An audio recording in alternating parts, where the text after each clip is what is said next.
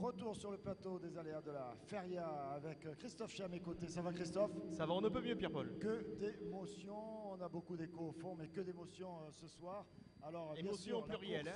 la course incroyable que l'on va découvrir ensemble tout à l'heure, que l'on va vous proposer avec vos images avec Alain Bellon de la corrida de cette fin d'après-midi. Et puis, alors, on a proposé à notre équipe football de venir sur le plateau. Patrick Charme, côté Olivier Martinez et Claude Martos. Il y a plusieurs bonnes nouvelles ce soir. La première, évidemment, vous le savez d'ores et déjà, c'est Nîmes qui se maintient en Ligue 2 avec sa victoire à Brest. Et l'autre, c'est une petite nouvelle, mais qui est très importante pour Claude. Claude, il va nous la donner, cette info. C'est que Nîmes retournera à Bastia la saison prochaine, et ça, c'est une vraie bonne nouvelle. Voilà, et Claude qui a fait le déplacement à Bastia, qui espère le refaire. Qui est tombé amoureux de la Corse. Ouais. Voilà, on espère que ce ne sera pas en décembre au calendrier, parce qu'il peut faire assez mauvais également en Corse. Claude, désolé, c'est pas toujours... Allez, 2 buts de Robert Malm, mais il nous a fait monter en national l'année dernière. Cette année, il nous maintient en Ligue 2, ce Robert éternel à 35 ans, hein, Patrick. C'est vrai que c'est fabuleux parce qu'on l'avait reçu il y a 15 jours et il avait dit que bon, il jouerait à fond toujours pour les couleurs nîmoises. Et je crois qu'il a montré encore ce soir tout son talent, toute son abnégation. Et je crois que c'est quand même un joueur fétiche du Nîmes Olympique, puisque l'année dernière, ça a été l'homme de la montée. Et là, c'est le joueur qui assure la pérennité du club en deuxième division. Donc bravo à lui et bravo à Nîmes Olympique. Et puis rappelez-vous Pierre-Paul, depuis le mois de janvier, Nîmes était en l'US 20e place. Depuis le mois de janvier dans Croco Hebdo, on finissait l'émission en disant chaque fois, mais on y croit, Nîmes va se maintenir. Depuis le mois de janvier, on était le seul baromètre positif du Nîmes Olympique. Claude Martos, qui est le seul homme honnête de l'équipe, dit « Oh, pas tout ça ». Et moi, j'avoue que j'ai eu du mal à y croire à un moment. Historique. Historique, hein, ça s'est jamais fait. Comme beaucoup de Nîmois ce soir, je suis très fier d'être Nîmois. Et je suis très fier que ça arrive un jour de Feria. C'est l'homme du micro, mais il ne sait pas tenir un micro. Assez près de la moi, il me faut un casque. Donnez-moi un casque, donnez-moi un casque. Et voilà, je suis très fier d'être Nîmois. Et franchement, bravo Nîmes. Et allez Nîmes! Moi, je crois que ce que je peux dire aussi, bon, pour ma première saison avec Télémiroir, c'est vrai qu'avec Pierre-Paul, Christophe et les deux jeunes, Olivier et Martos, tout ça, on a passé une saison difficile au départ. Et après, on a passé quand même la deuxième partie de la saison fabuleuse. Et quelques bouchons. Il y a eu quelques bouchons aussi. Et on a fait quelques croco hebdo laborieux, les gars. Hein. Tout à fait. Et il y en a certains, vous m'avez un peu abandonné. Hein. Il y en a eu un là, c'était absolument très dur. Hein. Voilà, moi je me souviendrai de... Voilà, mais enfin bon, écoutez, tout est bien qui finit bien. Mardi, en tout cas. Voilà, ce sera du bonheur pour mardi pour fêter ce maintien en Ligue 2. On se rappelle également que Arles monte en Ligue 2 l'année prochaine. Montpellier aussi. Voilà. Et alors les infos, donc Montpellier avec sa victoire face à Strasbourg monte en Ligue 2. Strasbourg ne sera pas monte en Ligue 1. Strasbourg ne sera pas en Ligue 1 l'année prochaine et c'est Boulogne-sur-Mer qui fait la bonne opération, qui aide évidemment Nîmes en battant Amiens ce soir 4-0. Amiens qui reste dans 43 points, Nîmes 44 points. Et donc Boulogne-sur-Mer en Ligue 1, ça aussi c'est historique, on s'en fout un peu, c'est les ch'tis, c'est le Nord. Mais bon, bienvenue chez nous. Il y aura, le Nord monte en Ligue 2, c'est le Sud qui... le Sud monte en Ligue 2 et c'est le Nord qui monte en Ligue 1. Avec Lens et Boulogne-sur-Mer. Voilà, encore de belles émotions football à vivre toute la saison prochaine. Et puis maintenant, on va revenir aux émotions taurines. Mais ce n'est pas sans... un mot de notre invité du moment, c'est Fabrice Fontanier. Ça va Fabrice? Oui, très bien. Fabrice donc qui s'occupe de la Marseillaise. On va montrer le titre de la Marseillaise, je ne sais pas, par là peut-être. Voilà, c'était ce matin. Voilà, avec des triomphes de vérité. Pas mal ce titre, hein, Christophe, pour les triomphes hier soir de Sébastien Castella et de El Khouli. La verdad en espagnol, c'est vrai. Et synonyme de moments très importants en tauromachie. C'est vrai que la vérité a parlé jeudi après-midi sur les arènes de Nîmes. Jeudi et vendredi, vous étiez à la corrida, Fabrice? Oui, tout à fait. En rebondissant juste un peu sur Nîmes Olympique, je voudrais simplement rendre hommage ce soir à une journaliste de la Marseillaise qui s'appelle Nadia Almiras, qui a très bien connu Patricia. Et donc, Nîmes Olympique est dans son cœur et dans notre cœur. Bon, ma fille étant nîmoise, je pense que je vais lui porter la bonne nouvelle ce soir, enfin, sauf si jamais c'est un petit peu tard. Et puis sinon, pour revenir aux bonnes nouvelles, concernant la tauromachie, je pense qu'à Nîmes en ce moment on est en train de vivre une feria assez exceptionnelle. Enfin moi il me semble. Je confirme, hein, Christophe. Ça va à Mars. Parce que malgré, je dirais, la petite crise mondiale qui existe actuellement, ils sont partis, il se trouve qu'on se propose un spectacle qui permet de divertir un petit peu enfin je veux dire tout le monde. Et je pense que dans l'arène et en dehors de l'arène, il se passe quelque chose en ce moment à Nîmes. Je ne sais pas si ce soir l'indulto était mérité. Ben ça après il faudra peut-être laisser le soin aux spécialistes de répondre. Je ne sais pas si l'indulto était mérité. Dans ça, après, on n'entend rien, hein, Fabrice. Alors du coup, il monte le son là-bas, donc on t'entend pas, tu parles très doucement, mais à la télévision, on va t'entendre, il n'y a pas de problème, ça passe à travers le micro. Merci à toi d'être venu ce soir sur le plateau, reste avec nous pour regarder ces images, avec un premier choix. Allez, un premier Il n'y a choix. que du premier choix, mais bon, il y a un premier. Restez avec nous, Le mot d'ordre de l'après-midi, c'est la bravoure, c'est-à-dire le comportement des taureaux qui ont combattu contre les groupes équestres et qui ont donné du spectacle en piste. Ces taureaux de Garcigrande et d'origine Domecq de Salamanque, habituellement manquent de force, habituellement sont un petit peu raillés par une partie du public. Bien, ces taureaux ont donné du C'est spectacle. des taureaux qui ont du mal à passer à Madrid, par exemple. Dans un autre gabarit, voilà, dans un autre gabarit peut-être. On force un peu le gabarit. On force un petit peu le gabarit, ce qu'on disait dans les aléas de la feria ce matin. On va avoir de suite en illustration le premier taureau de cette corrida de Garcigrande avec cette charge très spectaculaire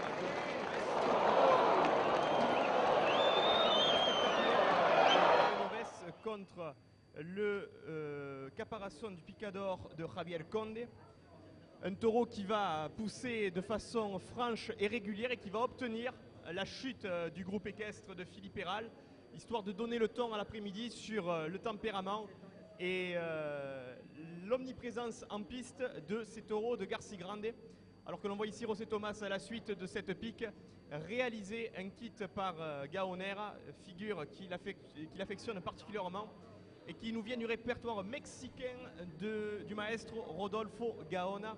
Une passe que José Thomas apprécie tout particulièrement et qu'il a eu l'occasion de réaliser tout au long de cet après-midi dans différentes interventions à la Cape. Beaucoup de richesse chez José Thomas dès le premier taureau de l'après-midi. Premier taureau qui n'a pas inspiré Javier Conde, qui a été sifflé par le public, mais vous allez le voir, Pierre-Paul. Il s'est bien rattrapé. On y reviendra tout à l'heure en seconde partie. On ne va pas montrer ce premier taureau. D'émission, non. Non, celui-là, on l'oublie. Choisi délibérément voilà, de l'oublier. On va pas montrer ça. On reste sur José Thomas pour l'instant. Ah oui, c'est l'homme de la journée, c'est l'homme qui a lancé la course cet après-midi avec l'ovation du public des arènes de Nîmes pour José Thomas, appelé à saluer dès le deuxième taureau par le public nîmois, l'ovation crépitante de l'amphithéâtre romain de José Thomas qui revenait après 1 an et demi d'absence dans ces arènes de Nîmes. 8e corrida de José Thomas ici à Nîmes dans le cadre de cette 3e corrida de la feria de Pentecôte. Et regardez cette entame de fin à Pierre-Paul. Il gagne le centre de façon semi-agenouillée, de façon alternée, de gauche et de droite, avec cadence, douceur et harmonie. Le temps est donné. On sent que l'après-midi qu'on va vivre sera un grand après-midi. Et José Thomas avec ce léger détachement qui s'en va du taureau pour mieux le réembarquer dans ses premières séries de moulettes à la droite. José Thomas qui a fait l'unanimité non seulement au niveau du public, mais également auprès des professionnels taurins. Aujourd'hui, José Thomas, devant ce taureau nommé Ballesteros, a montré qu'il appartenait à une autre catégorie de torero, à une autre dimension de tauromachie. Pour celles et ceux qui en douteraient encore, déjà à Jerez, il a coupé 4 oreilles il y a 10 jours de cela. À Nîmes, il a réalisé devant ce taureau l'excellence de la tauromachie telle qu'il l'entend, c'est-à-dire cette tauromachie cadencée, tauromachie de ceinture, en s'enroulant le taureau très très près et en gardant cette lenteur exceptionnelle dans la conduite du mouletas. Regardez la façon avec laquelle il aspire à la charge de Ballesteros. Tout est limpide. Regardez le poignet qui délie cette passe jusqu'au pecho final. Le taureau est littéralement captivé par la magie de José Thomas. Et le grand moment de José Thomas cet après-midi, ça a été le secret de sa main gauche. Jamais José Thomas n'a tauré au naturel dans les arènes de Nîmes de la sorte. Regardez le relâchement total de José Thomas. Comme il accompagne le taureau en même temps qu'il délie son bras, regardez comme la tête de José Thomas est coulée sur son épaule et comme en fait il y a un prolongement naturel de l'ensemble du corps de José Thomas qui accompagne le taureau dans la gestuelle. Et toujours ce minimalisme au niveau des déplacements, cette immobilité, cette stabilité, un pas pour se replacer, 2. Ça, c'est un entraînement gigantesque. C'est de l'envie, certes, mais c'est un entraînement énorme. Alors aujourd'hui, plusieurs observateurs qui ont toujours fait la fine bouche avec José Tomás et on se demande bien pourquoi depuis 14 ans qu'il est au sommet de la tauromachie. Et je le répète encore ce soir parce que ce qu'a fait José Tomás face à ce taureau est une œuvre exceptionnelle. José Tomás a évolué. Auparavant, on disait de lui que c'était le torero du 1, c'est-à-dire le torero qui est stoïque, qui ne bouge pas, mais qui parfois peut venir à l'accrochage. Il ne bouge toujours pas, et regardez la fluidité, regardez la limpidité, regardez le sens du détail. Il y avait un côté suicidaire parfois dans le toréo de Cette José année, Tomás. c'est un José Tomás qui est plus mûr. Alors c'est vrai que c'est un José Tomás cette année qui n'a pas encore été... Ce qu'on vient de voir là, c'est exceptionnel. Là. Exceptionnel, tout à fait. Un Molinette qui a été enchaîné avec l'épée en tournant. Enfin, c'est une diversité d'interprétations. Regardez, il a rectifié sa position. Il a rectifié, il n'a pas voulu se faire accrocher. Mais regardez quand même où c'est passé. Après... Regardez cette aboucine. Une passe inversée pour libérer le taureau avec le petch enchaîné. C'est prodigieux, c'est littéralement prodigieux. Une nouvelle arrocine, il remet la moulette dans le bon sens pour libérer le taureau. Tout est coulé, tout est fluide, tout est templé. On peut dire qu'il est... c'est même, je vais vous dire Pierre-Paul, mieux, c'est insultant pour José Tomás ce soir de commenter une telle œuvre d'art. Moi je dis chapeau José Tomás, c'est tout. Mais non, on se régale à vous entendre. Et on comprend tellement mieux. Je crois que... Appréciez ces manolettines de fin, c'est les passes de conclusion classiques chez José Tomás. Manolettine là aussi très solennelle, les deux jambes bien alignées pour se mettre face au taureau. Et conclure cette fin avec ce côté seigneurial qui accompagne habituellement la tauromachie de... Un mot sur ce taureau-là, alors. José Tomás. Ce taureau-là, c'était un taureau bonbon, un taureau de vedette ou... Non, c'était pas un taureau bonbon parce que c'est un taureau qui a posé bien des difficultés à la quadrilla de José Tomás et qui a même désarmé José Tomás à la cape, car il avait un problème de vision à l'œil gauche. Et paradoxalement, passé les pics et les banderilles, la magie du taureau de José Tomás a fait qu'on en a abouti sur cette faine. Ce coup d'épée à Alrecibir, 2 tiers de lame, 2 oreilles accordées par le président Michel Bazin et une vuelta des plus fêtées pour José Tomás qui coupera un petit peu plus tard une nouvelle oreille devant le 5e exemplaire dans un tout autre registre. Mais le public véritablement debout qui a fait une standing ovation à José Tomás. Un vrai sourire de José Tomás qui n'est pas non plus c'est collector, ça, le sourire de José Tomás. C'est pas forcément habituel. Bravo à Alain Bellon d'avoir capté ce sourire de José Tomás. Et moi j'avais entendu des mauvaises langues dire on n'aura pas le vrai José Tomás à Nîmes. On a eu non seulement le vrai José Tomás, mais on a eu le José Tomás version 2009. Le meilleur du José Tomás. Le 2009, c'est-à-dire le plus récent, le José Tomás qui fait taire tout le monde, y compris les mauvaises langues, qui malheureusement ont beaucoup de choses à apprendre encore en tauromachie.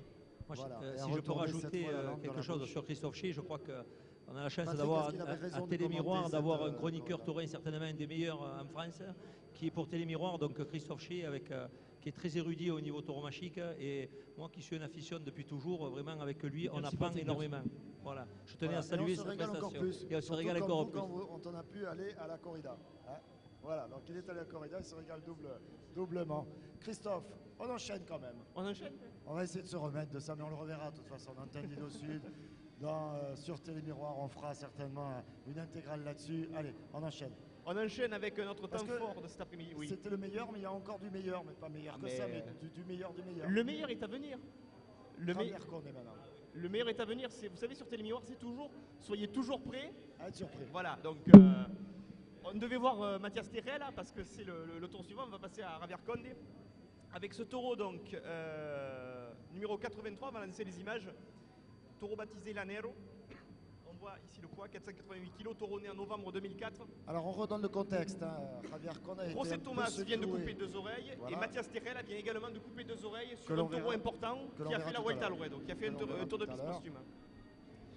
Donc, on voit ce taureau Lanero investir le Ruedo nîmois et Javier Conde qui a été piqué au vif par la démonstration de tauromachie proposée par José Tomás et Mathias Terrel, qui avaient tous deux coupé 2 oreilles respectivement devant les 2e et 3e exemplaires. Oh, elle est jolie cette passe de cap là. C'est une demi-Véronique condesque. À une main, sur le côté opposé, c'est une invention de Javier Conde. Et encore, l'expression de la bravoure à laquelle je faisais référence tout à l'heure. Les taureaux ont énormément poussé tout au long de l'après-midi et ont gratifié le public bien de moments de combat contre les chevaux de Philippe Héral particulièrement bons. On voit ici donc le picador de Javier Conde officier devant ce 4e exemplaire de l'après-midi, et le brindis de Javier Conde en direction de José Tomás. Javier Conde a certaines habitudes. Lorsqu'il vient d'assister à une grande œuvre en qualité de torero, eh bien, il a pour habitude de brander son taureau à l'un de ses compagnons de cartel qui vient de faire cette œuvre. Il avait déjà fait il y a 5 ans avec Enrique Ponce, lorsqu'Enrique Ponce avait gracié Agnello sur le taureau de Juan Pedro Domecq.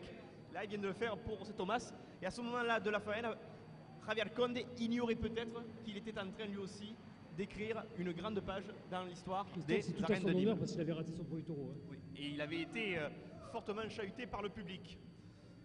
Alors Javier Conde qui a immédiatement mis en exergue la mobilité absolue de cet exemplaire de Garci Grande et Lanero, ce que les professionnels taurins appellent très fréquemment un taureau de révolution, c'est-à-dire un taureau qui vient sur la longue distance, sur plusieurs mètres, qui prend la moulette avec générosité, qui baisse la tête et qui véritablement est un régal pour le torero. Regardez comme Javier Conde est en train de se relâcher devant cet animal, la souplesse des naturels qu'il est en train de dessiner, même si le taureau lui accroche quelque peu la moulette, c'est un signe de sa noblesse et de son absolue domination sur celui-ci. Un petit regard en direction du public, le pecho qui repart, un moulettasso donné dans notre sens, et le public est en train de se rendre compte en ce moment-là que Javier Conde est dans un grand moment de création et un grand moment d'inspiration avec la figure Pierre-Paul qui Javier Conde affectionne particulièrement. C'est le petit départ latéral en se mettant sur la pointe des pieds, tel un danseur de ballet d'opéra. Le petit rat de Nîmois ce soir, c'était Javier Conde, et il nous a enchanté avec une chorégraphie qui lui est propre. Et regardez cette série droitière totalement relâchée. Regardez le bras gauche de Javier Conde qui est quasiment mort. On dirait il accompagne le taureau. Voilà ce que c'est la tauromachie. C'est l'osmose entre l'homme et le taureau lorsque l'homme et l'animal deviennent véritablement partenaires dans ce ballet qui est extraordinaire. On voit donc Javier Conde sur la passe de poitrine. Il regarde le public, une passe inversée, et il sort de cette série avec personnalité, singularité, esthétisme. Voilà la tauromachie de Javier Conde à son plus haut niveau d'expression. Alors c'est vrai que certains pourraient considérer que cette tauromachie est répétitive, mais lorsqu'on a la chance d'avoir ce taureau qui, regardez, accepte 3 fois 360 degrés en circulaire de la part de Javier Conde, on est dans un moment de création artistique plein, et par conséquent, on peut accepter que Javier Conde fasse référence à des figures qui lui sont propres et qui sont assez fréquentes dans sa tauromachie. Là, il commence à demander l'indulto. Javier Conde qui se fait désarmer mais qui est ivre de bonheur sous l'ovation du public nîmois. Le mouchoir orange entre les mains de Michel Bazin, synonyme de grâce. Et 2 oreilles symboliques, je dis bien 2 oreilles symboliques et non pas la queue qui lui a été remise ensuite, seront accordées à Javier Conde dans ses passes de finition. Regardez les petites trinchères, les naturels aidés par le bas. C'est un véritable bonheur que de la part de Javier Conde.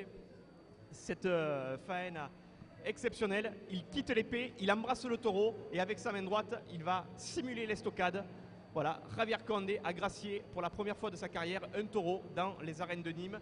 6 ans après sa dernière sortie en triomphe, il vient de lâcher sa faena et Lanero va pouvoir officier désormais en qualité d'étalon dans les prés de l'élevage de Garci Grande avec le remerciement de José Tomás et la Vuelta de Javier Conde, les 2 oreilles symboliques et les larmes de joie de la part de Javier Conde. Voilà Pierre-Paul.